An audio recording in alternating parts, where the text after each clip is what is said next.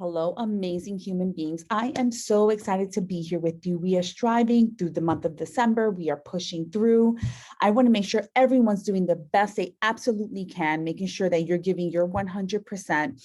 It's exhausting. I feel like December can be a little bit stressful in terms of like, we came off of Thanksgiving, family, it's getting cold outside. People just have an elevated type of happiness or excitement, right? A lot of things are happening in the school in December as well. But I just want to make sure that we're always making good choices, that we're always being conscious about kindness to each other, right? Being conscious of the words that we're speaking to one another and making sure that they're words that are uplifting each other and not possibly pulling each other down. Remember, your classmates are like family. You're with each other for 8 hours a day. You're with each other more than you are with most of your family, right? Other than like mommies or daddies, but like outside family. So we want to make sure that we treat each other in a way that's like that, that's respectful and that's kind and that's caring. Okay. What I want to share with you is a story about Hanukkah. Hanukkah actually just passed. Hanukkah took place, and I'm going to bring some stuff up because I have a little bit of facts to share with you. Hanukkah took place this year, Monday, November 29th. So it's actually kind of early. And the reason why it was early is because what they do is when they choose the 8 days of the Hanukkah, which is the Festival of Lights, it's usually based on like a Hebrew calendar with the lunar cycle. So that's how they kind of choose those dates. And I share that with you because I want us to learn, like, right, through acceptance. Like, I want us to have acceptance of other people. And through that, in order to have that, we need to make sure that we're aware of people's like what they celebrate, right? Maybe what like different cultures, different celebrations. And it's always cool to just kind of learn about different celebrations so that you can sort of have an open mind to what's out there and what's happening. So I want to share a really cute book with you called Shmelf, the Hanukkah Elf. I am going to share my screen now. And I hope you enjoyed it. I thought it was a really cute book, and we're going to start it. Hi, everyone. You're just in time for another great story.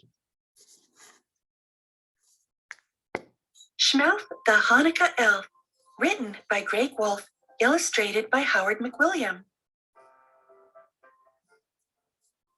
Up at the North Pole, covered in snow, you'll find Santa's workshop, as most of you know. But no one can do all that work by themselves, so helping him out is his army of elves. The most unsung elves of those who assist are the elves in charge of checking the list. They all work so hard down to the last elf, and the newest of them was a fellow named Shmelf. Shmelf didn't spend time playing merry elf games, but sat in his cubicle staring at names. His job was to check through Santa's list twice to see whether kids had been naughty or nice. Shmelf loved what he did, but as Christmas drew near, he looked at his list and he cried out, "Oh dear!" He'd found many children who had been quite good, but would not receive presents, though it seemed that they should. He ran like a flash to see the head elf, who smiled and said, Now, calm yourself, Shmelf. Of course you don't know, since you're still quite newish, but the kids on this list are actually Jewish. They don't celebrate Christmas, but that's fine, you see. They celebrate Hanukkah, their own jubilee. It won't be dear Santa who brings them a gift, but their mommies and daddies. Do you get my drift? Shmelf returned to his desk. His mind was quite shaken. Kids with no Christmas? He must be mistaken. So later that night, careful not to be missed, he snuck off to visit a house on the list. Shmelf peered in and wondered, could this be right? There wasn't a tree or a stocking in sight. Instead, he saw menorahs with candles so thin, and children were giving their dreidels a spin.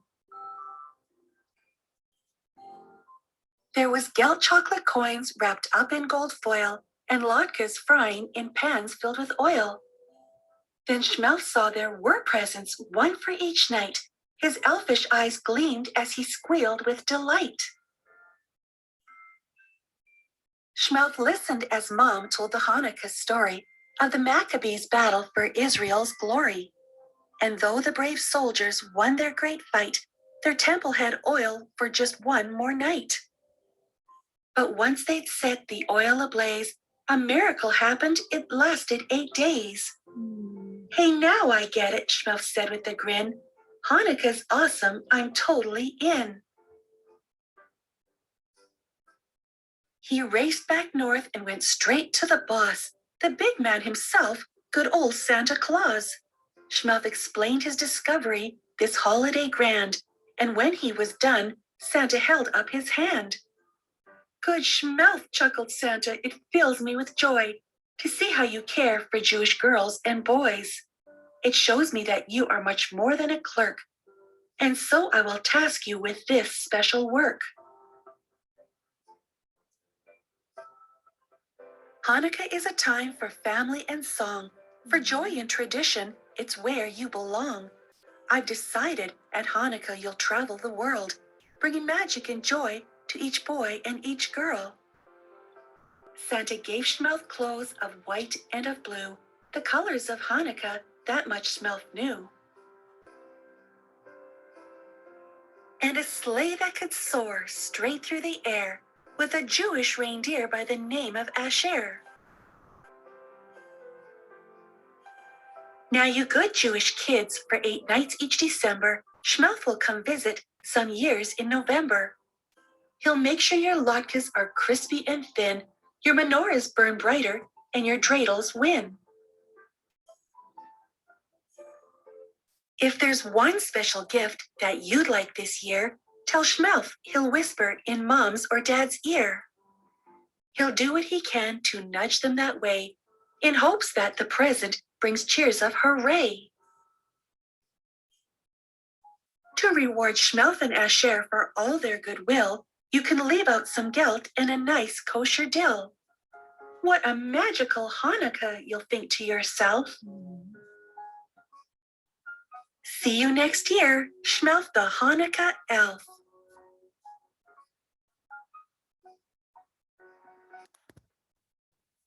I thought this was such a cute story. I want to get to our kindness calendar. Today's Thursday. Help clean up your toys. Tomorrow's will be give someone a compliment. I hope that you're really following, doing acts of kindness this month, because this is a great month to make sure that we celebrate kindness and celebrate people. And also just to learn about different cultures. I'm going to start talking about a couple of different ones as well. We have Kwanzaa, and we have a few more that we're going to be touching base on. Have a super amazing day.